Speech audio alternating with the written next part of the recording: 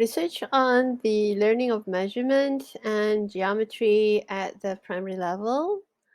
We are going to talk about pedagogical principles now. So, the last video was on learning theories, and we have looked at five. There are many others, um, but we only look at five. And for geometry, we specifically use Van Hill's geometrical thinking theory. Now, in this particular video, we are looking at pedagogical principles. So, what's in pedagogical principles that you're going to learn? That you should be able to find and discuss the pedagogical principles used by teachers in the learning of measurement and geometry. So, what is pedagogy? Simply put, pedagogy is the method and practice of teaching. What are the different methods that we have when we want to teach? And what are the practice of teaching? So, pedagogy, according to Merriam Webster, is the art, science, or profession of teaching, especially in education. This definition covers many aspects of teaching, but pedagogy really comes down to studying teaching methods. We look at the teaching methods. What are the different teaching methods that you can use when teaching measurement and geometry? Now, these pedagogical questions are at the center of approaching learning for students from this website. So, we are looking at learning for students. We're looking at students learning. Okay, we're not looking at how teachers are putting together a lesson. So when you talk about pedagogy, it's always how do you teach the student? How do you teach the students in measurement? How do you teach the students in geometry? They are different. Right. The next thing is which method do you use to teach your students? Um, so we have different methods: inductive teaching, deductive teaching. Is it inquiry based learning? Is it flipped learning? Is it challenge based learning? Is it discovery learning or is it problem based learning? There are more. Okay, so this is not the end of the method. There are new methods being introduced, there are old methods that you can still use. Now, most of these are student centered learning, except for deductive learning, that is teacher centered learning. Okay, we have technology plus pedagogy plus content. Now, before the technology, uh, which was introduced a few years back, we only have pedagogy plus content. Okay, so we need to know what is the term for 21st century teachers. So before we do that, let's look at 20th century. That is the birth of the internet. For 21st century, the wide use of the internet due to pandemic. So in the 21st century, we use a lot of internet. Okay, we use a lot of internet during the pandemic, and some of us, we have not only a laptop, we have a desktop, we have a tablet, we have a smartphone. So far, those are the devices that's available to us. Some only have laptops, some only have tablets, some only have phones. Now, hence, teachers need to be equipped with technology. How to teach your students using technology. So you can actually watch this YouTube video. Unfortunately, I cannot click on it because uh, I'm using Canva. Okay, recording this video. So that's the term TPAC. So TPAC is technology, pedagogy, content plus knowledge, right? So you can watch the video here. Make sure that you understand what TPAC is. Okay, so technology, pedagogy plus content. Here's another video which you can look at an example of TPAC in a lesson plan. How do you incorporate TPAC into your lesson plan? Okay, so watch this video, learn how they do it. Okay, because you're going to use it yourself, right? Not so far in the future, but maybe you can use it for assignment 2, which is designing lesson plan. So, incorporating technology into lesson plan is where TPAC comes in.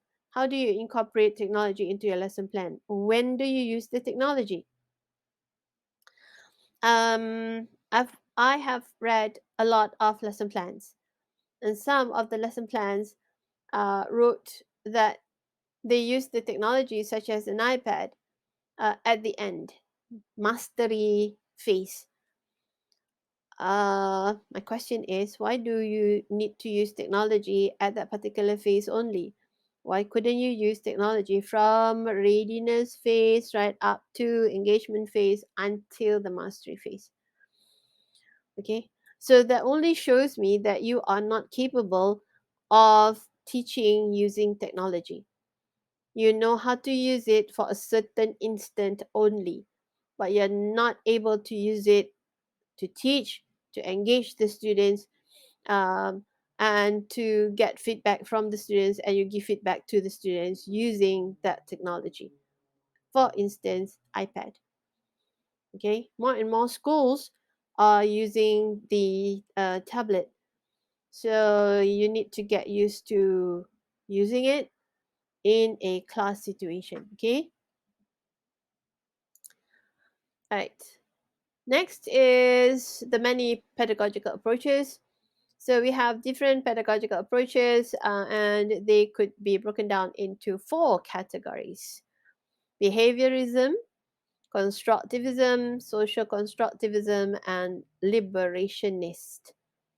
Okay, let's go through each one of these. The first one is behaviorism approach. This is based on behavioral theory. Okay, so a behaviorist pedagogical approach would say that learning is teacher centered, because most of the time the students are not involved in any activities at all. It's only the teacher telling the student what they should know, the concept that they should know, the mathematical calculation they should know, then give you lots of homework. So it would advocate the use of direct instruction and lecture-based lessons. Yes, lecture-based lesson. Only the teacher is speaking, the students only look, okay? And some of them sort of like fill up very quickly and then shut down. Okay, so let's look at the behaviorism and direct instruction.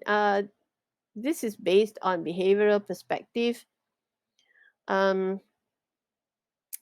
Usually referred to as whole group or teacher-led instruction. So the instruction written is based on the teacher. Okay, so I would be asking my students to do this, blah blah blah, and so on. So it involves academic focus, lesser choice for student-initiated activities. So the students only sit there and listen, and wait for the bell to ring, and then say bye bye and go home. Okay, so establish specific learning objectives and build a sequence of learning activities that proceed from simple to more complex. So in this type of lesson, the teacher will always give simple examples to more complex examples.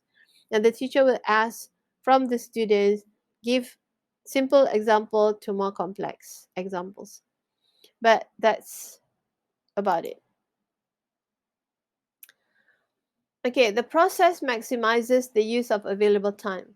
Right, this behaviorism and direct instruction is when you, as a teacher, you ran out of time, the final exam is almost near, and you still have 1 or 2 chapters left, so you will be using behaviorism and direct instruction. It's not totally wrong, it's just that if you want to use it, don't use it so often. You can use it when time is critical. Okay, but not when you have enough time to do student centered lessons.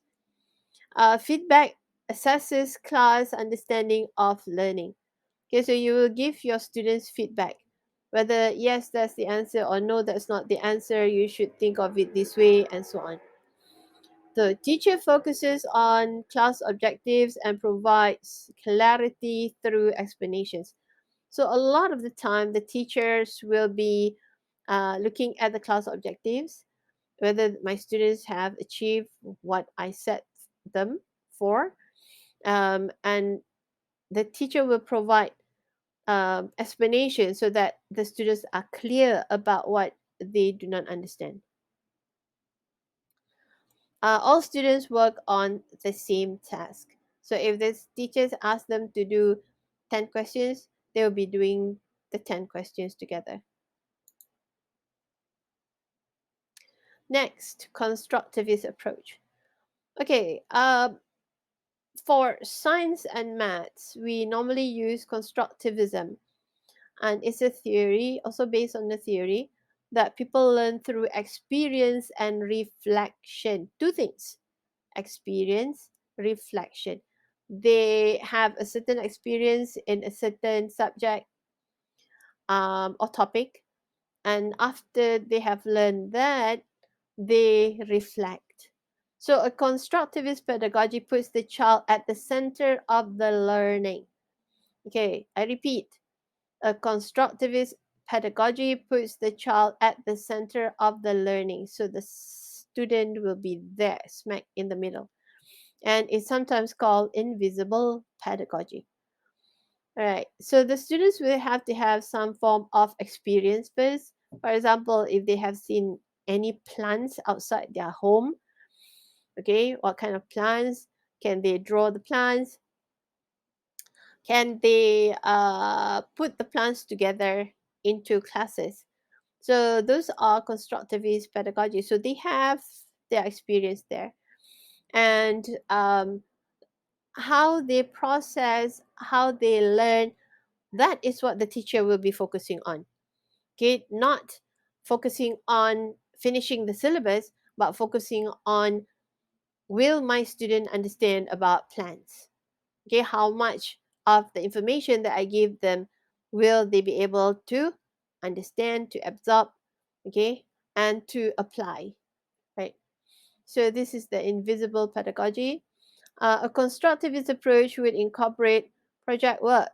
So you can have project work, inquiry based learning, and might adopt a Montessori or Steiner method. Okay, so Montessori has been very successful. Some of the students might be from Montessori. I'm not familiar with Steiner, but Montessori is a very good um teaching approach, um, where you could learn something, how they design their lesson, and what do the teachers do in the classroom.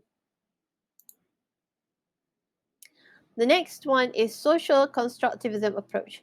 So social constructivism pedagogy would be considered to be a blend of two priorities, which are teacher guided and student centered. So you have both. The teacher will be guiding, but the student will be doing the thinking. So cognitive psychologist Lev Vygotsky developed social constructivism, building on the work of Piaget, but argued against the ideas of Piaget that learning could only happen in its social context, and believed that learning was a collaborative process between student and teacher. So, what Piaget didn't actually say in the learning process, that there will be communication between two parties. One will be the learner, the other one will be the teacher or more knowledgeable other. Okay, but Lev Vygotsky actually put that into perspective in his theory, social constructivism approach. So this approach is slightly different. Social means that the students will be collaborating with each other. Hence, group work. Small groups, big groups. Hmm. If the group is too big, some of the children will be just free riders. That means they will not be doing the work, they will not be collaborating or giving ideas and opinions. So the best is having 4 students per group.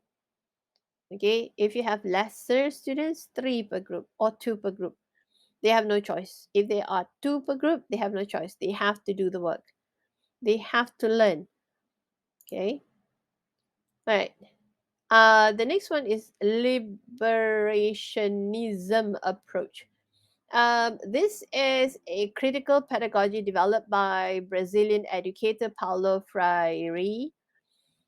He was the director of the Department of Education and developed an approach of teaching where he was able to teach illiterate adults to read in just 45 days. Normally, it takes months, but he finished it in 45 days. So his focus was removing the 2 barriers to learn, which is poverty and hunger. So he was then imprisoned following a military coup. In those part of the world, yes, anything that is different, the person who came up with it will be in prison. But his method is good, but I don't see it being used here in Malaysia. And that's the end of this part 2, which we were talking about approaches. Okay, teaching approaches. So I'll see you in the next video where we will discuss another aspect of teaching and learning. Bye.